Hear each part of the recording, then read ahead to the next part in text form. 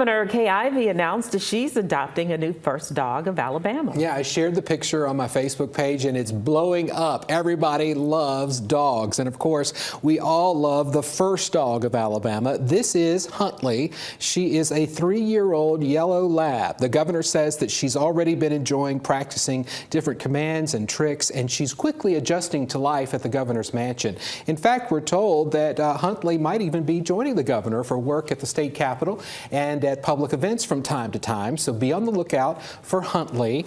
Now, if you're wondering, Huntley's adoption comes after the governor lost her previous dog, Missy, the previous first dog of Alabama, back in April, and so we know that Huntley is helping the governor enjoy her life there. Good looking picture.